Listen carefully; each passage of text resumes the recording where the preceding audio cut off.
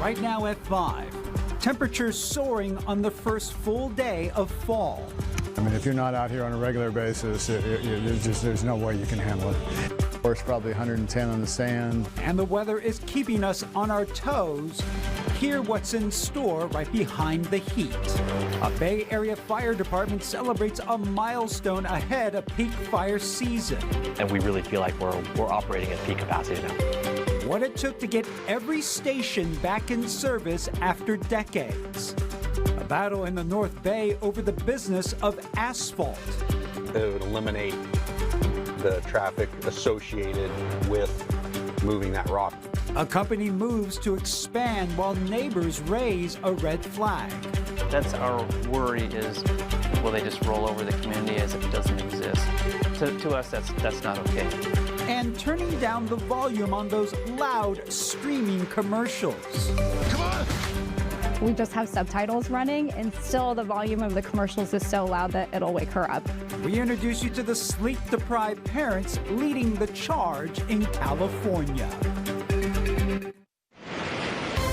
CBS News Bay Area Evening Edition with Ryan Yamamoto. Well, we begin with first alert weather. Much of the Bay Area dealing with intense heat as fall gets underway, and more thunderstorms could be headed our way. The dangerous temperatures prompting a heat advisory. Check out these volleyball players in Walnut Creek taking some extra precautions, actually wearing socks so they don't get burned by all that hot sand. The South Bay also experiencing a surge in temperatures today. This was the scene at the Calero Reservoir where it reached the mid-90s. A perfect day for fishing with your feet in the water. And taking a live look outside right now, it was the hottest day of the year so far in San Francisco. Today, the heat won't last long, and we're looking at a big change in weather tomorrow with a chance of rain, even some thunderstorms. And check this out, a beautiful day a little further down the coast. This is a live look from the world-famous 18th hole at Pebble Beach. We'd like to welcome our new viewers. Joining us from the Central Coast tonight, watching from our sister station, KION. First Alert Chief Meteorologist Paul Hagan joining us now with a closer look at our mini heat wave. Well, at least a short one, at least on tap. Yeah, and not setting any records. We always get one of these, at least brief heat waves this time of year. It's the warmest day so far in San Francisco, but we still haven't hit 90 degrees in the city all year. So this is something that we kind of expect to happen this time of year. Let's take a look at those current temperatures right now, and those are hot, but they're not out of the realm of what we do expect this time of year. Some of the hottest spots are approaching 100 degrees, but mostly 90s for inland communities. It's 93 degrees right now in San Jose. We look inland in the East Bay, it's 96 in Antioch, 99 degrees in Concord and in Livermore. It's even 95 in Fremont, 96 in Redwood City.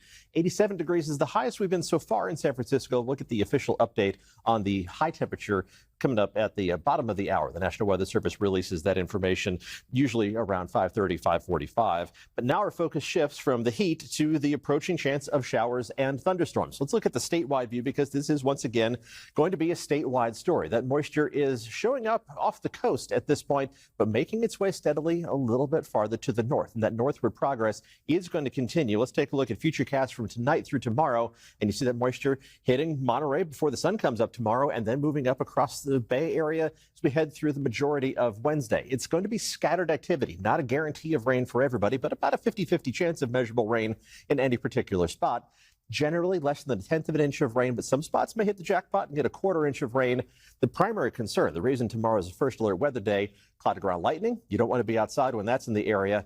And some brief heavy downpours out of these thunderstorms could result in the possibility of some slick roads out there as you're going to be making your way out and about. And the Storm Prediction Center has outlined much of the area for the threat of what they call general thunderstorms, but especially just a little bit farther down to the south from essentially Monterey southward. We're going to take a closer look at the full 7-day forecast, which includes a return to normal temperatures. It's coming up in just a few minutes. All right, thanks, Paul. We're taking a live look right now from Mount Diablo all across the East Bay today.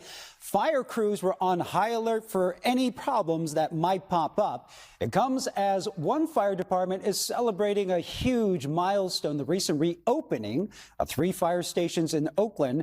Brad Hamilton is in Oakland Hills with more on this remarkable turnaround and what it means for people living in those fire-prone areas.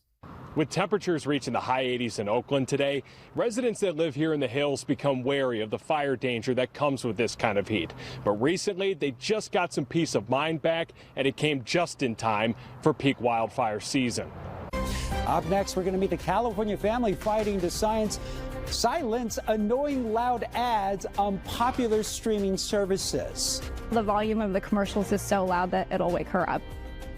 Their battle against the giants of the entertainment industry.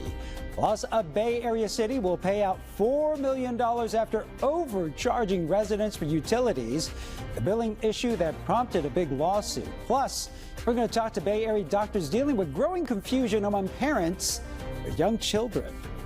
Like, why did this happen to me? And now there's a new idea. And do I believe it?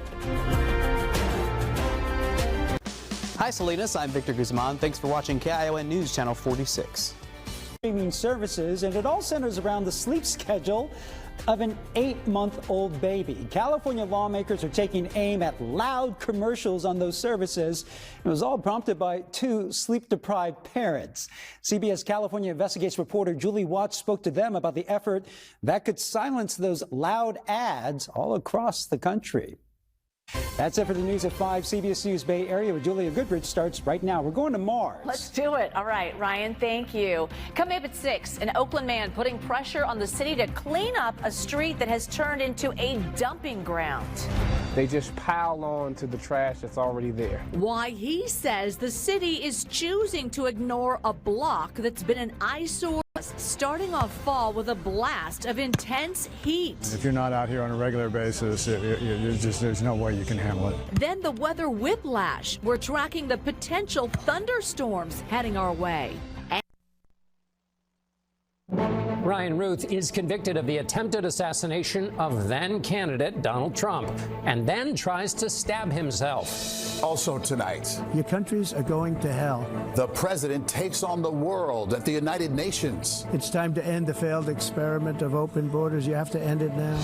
The return of Jimmy Kimmel. Our long national late nightmare is over. But dozens of ABC stations won't be carrying him tonight. And they're coming to the major leagues. But can robot umpires head off scenes like this? Molly's got to hold him back.